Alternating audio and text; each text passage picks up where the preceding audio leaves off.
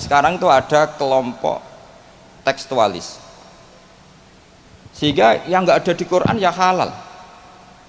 Misalnya Quran nggak mengharamkan tikus, mas, ya tikus berarti halal. Jadi yang nggak ada di Quran ya halal, kan kacau. Saya sering bilang ke mereka, nggak ada apa tidak tahu. Kalau nggak ada ya beda kalau sama dengan tidak tahu.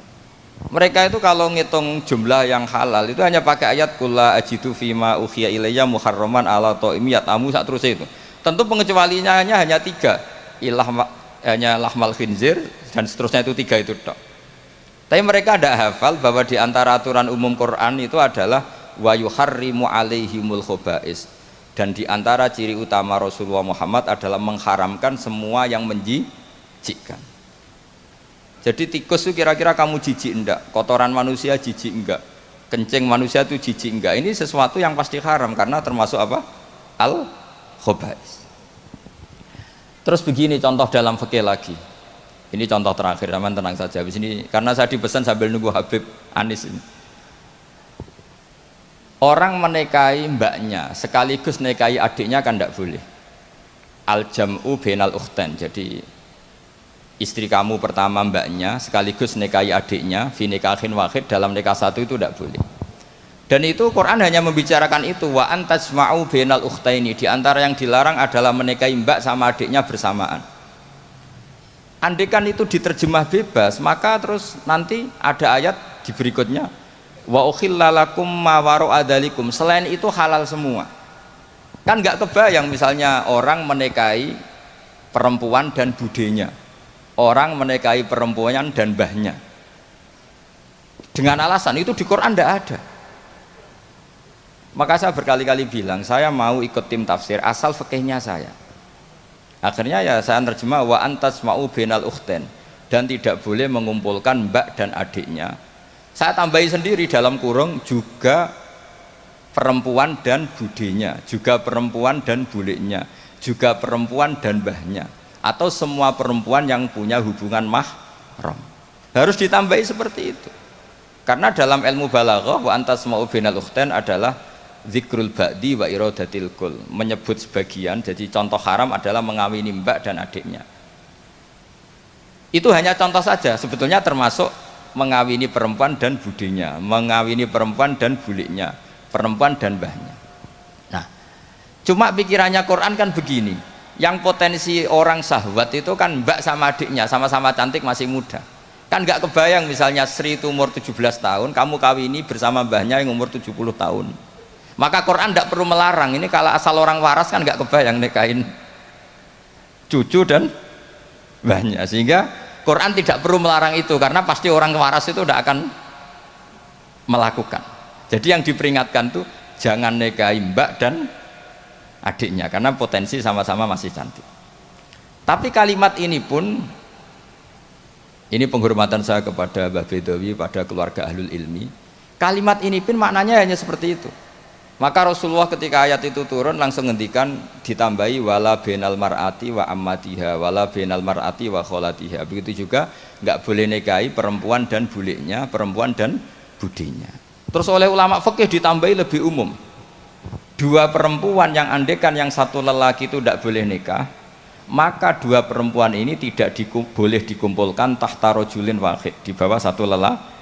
Berarti memasukkan perempuan dan mbahnya, perempuan dan saudara rodoknya, perempuan dan saudara musoharohnya.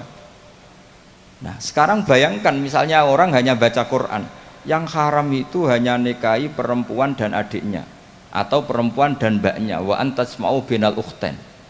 Tapi kalau perempuan cantik, budenya cantik, nggak apa-apa lah bersamaan, kan tidak ada di Quran. Itu bisa celaka kalau seperti itu. Dan makanya saya berharap Pondok Al-Wahdah mengkader gimana supaya semua mufassir itu faqih. Jangan karena dia belajar lughat, misalnya sekolah kuliah adab, kemudian dia menekuni tafsir hanya berdasar dia punya otoritatif di dalam ilmu adab atau ilmu balaghah, ilmu sastra Arab. Itu bahaya betul. Makanya saya ini kampanye sebesar-besarnya supaya penafsir Quran itu syarat utamanya itu tahu fikih. Karena yang pokok dalam Quran itu fikih. Tanpa fikih itu tidak bisa. Saya punya sekian contoh. Dulu Imam Syafi'i mengatakan begini, orang yang tayamum karena nggak ada air, syaratnya itu tolabul mak, mencari-cari air. Setelah mencari-cari baru boleh tayamum kalau ternyata nggak ada air. Ketika ditanya, mat dalil ala dalik, lalu dalilnya apa? Imam Syafi'i jawab, falam tajidu ma'an. Kemudian mereka tidak menemukan air. Terus kata beliau, la yuqalu liman lam yatlub lam yajid. Dalam bahasa tidak mungkin orang yang tidak pernah mencari kemudian dikatakan tidak menemukan. Di mana-mana tidak menemukan itu setelah mencari. Jadi semudah itu kalau orang alim menafsirkan Quran. La yuqalu liman lam yatlub lam yajid. Enggak mungkin orang yang enggak pernah nyari kemudian dikatakan tidak menemukan. Maka syarat tayamum li faqdil ma, tayamum karena enggak ada air, syaratnya pertama adalah mencari-cari air. Baru setelah enggak ketemu boleh tayamum. Idla yuqalu liman lam yatlub lam yajid. Karena tidak mungkin secara bahasa kalau bagi yang enggak mencari dikatakan lam yajid. Masya ahlan wa sahlan Habib Anis. Jadi ini sesuai perjanjian karena sambil nunggu Habib Anis. Jadi ini saya tambahin paling 5 menit lagi. Monggo ahlan wa sahlan. Jadi saya mohon sekali sama muhibbin-muhibbinya Mbah Dowi, Mbah Hamid, Gus Akhfas, Gus Zaki, tolonglah maklumatkan bahwa kalian semua adalah hamalatul wahyi, warasatun nubuwah. Sehingga ini penting sekali karena tanpa itu tidak diketahui. Diketahui itu penting sekali. Enggak apa-apa, sampai tulis saja alumni-alumni Al-Wahdah, konsultan Fathul Qorib. Tulis saja. Misalnya kalau di Plang Malu, ya tulis di WA atau di status ahli Fathul Qorib. Nanti yang seneng ya ngaji, yang hasud bully, enggak apa-apa. Yang penting menjadi maklum bahwa kitab ini masih hidup, pecintanya masih banyak. Saya punya pondok di Sragen itu pernah ditanya, Gus kenapa namanya pondok Fathul Qorib? Sekarang bilang ahli sunnah wal jamaah itu kadang beda dengan kita cara ahli sunnah wal jamaah. Mau bilang Islam Nusantara nanti kalau ditanya sataf tariku ummati begini-begini tidak ada yang termasuk Islam Nusantara, malah bingung lagi saya. Tapi kalau Fathul Qorib itu mesti orangnya ahli sunnah wal jamaah karena khas. Saya di Sragen punya pondok 2, yang satu tak namai Fathul Qorib, yang satu tak namai Aqidatul Awam. Karena itu khasnya pesantren. Karena kalau dinamain pondok Imam Bukhari, sekarang banyak orang nggak berani baca Imam Bukhari karena orang Wahabi kalau dalil ya pakai hadis sahih Bukhari lah. Pengapesan orang NU itu hadis sahih. Jadi ya kasihan Imam Bukhari. Sebenarnya Imam Bukhari itu tidak milik mereka. Tapi gara-gara kita tidak baca Bukhari, mereka yang baca seakan-akan mereka yang tahu hadis sahih, kita yang tidak tahu. Ini penting saya utarakan sehingga saya masih punya rencana nanti baca Bukhari karena ya supaya mereka tahu kalau Bukhari itu milik kita, tidak milik mereka atau milik semua orang Islam. Akhirnya apa yang terjadi sekarang? Kita umatnya Rasulullah diadili oleh dawahnya Rasulullah sendiri. Saya sering ketemu mereka yang takfiri bilang ini kafir Pak, hadisnya ini. Saya bilang gini, laukana Rasulullahi hayyan lama rodiya ayyufarraqahu huwa wa ummati. Andaikan Nabi itu hidup, pasti tidak ridho beliau kamu pisahkan dengan umatnya. Kamu mengkafir-kafirkan orang lain berdasar hadisnya Kanjeng Nabi. Itu artinya kan apa? Nabi kamu pisahkan dengan umatnya berdalil dawuhnya Nabi sendiri. Kebayang nggak kamu memisahkan Mbah Dowi dari santrinya berdasar dawuh Mbah Dowi sendiri? Semua nabi, semua kiai, semua wali itu asadun nasi syafaqatan li ummatihim. Orang yang sangat sayang kepada umatnya.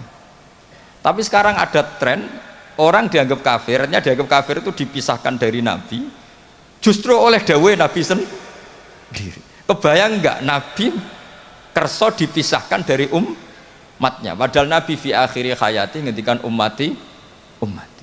Bahkan yang maksiat saja kata Nabi masih ngendikan syafaati li ahlil kabair min ummati. Nanti jatah syafaat saya tak kasihkan umat-umatku yang amalnya tidak karu-karuan, kira-kira gitu terjemahnya. Jadi betapa cintanya Nabi kepada umatnya sampai yang ahlul ma'asi saja kata Nabi nanti mau saya syafaati karena Nabi gak mau terpisah dari umatnya.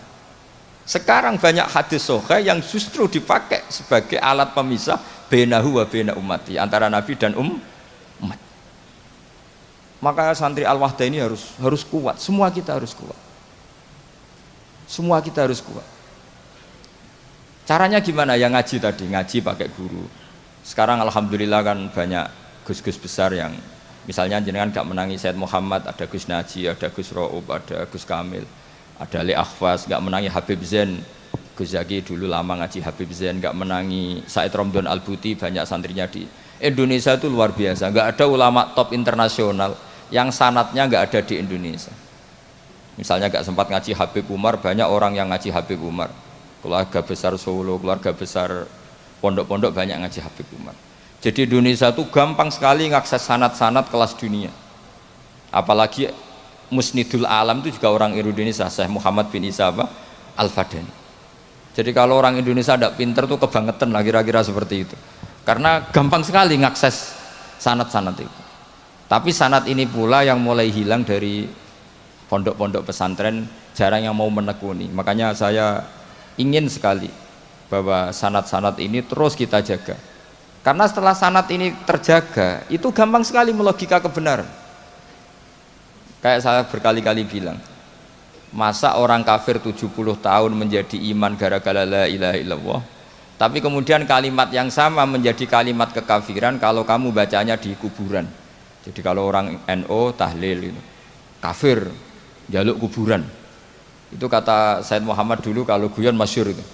Mbok takok isik, ndek ini jaluk kuburan apa malah ndongakno kuburan. Padahal doanya kan malah Allahumma ighfir lahu wa'afi wa'fu anhu.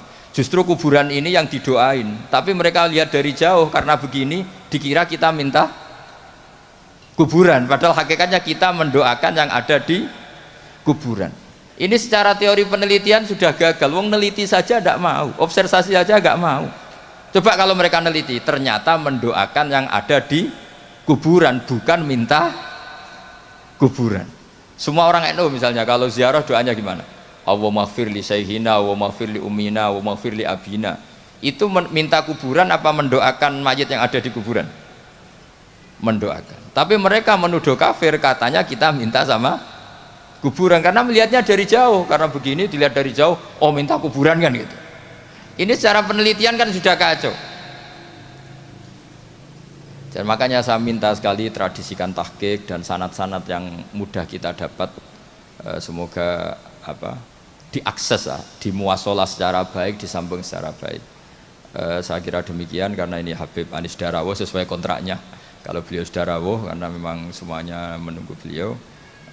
Saya mohon maaf atas semua kesalahan dan saya derek senang atas walimatul khitan ini karena ini ajang silaturahim, ajang sambung keluarga, baik keluarga secara nasab maupun keluarga secara sebab, yaitu para santri dan para muhibbin. Assalamualaikum warahmatullahi wabarakatuh.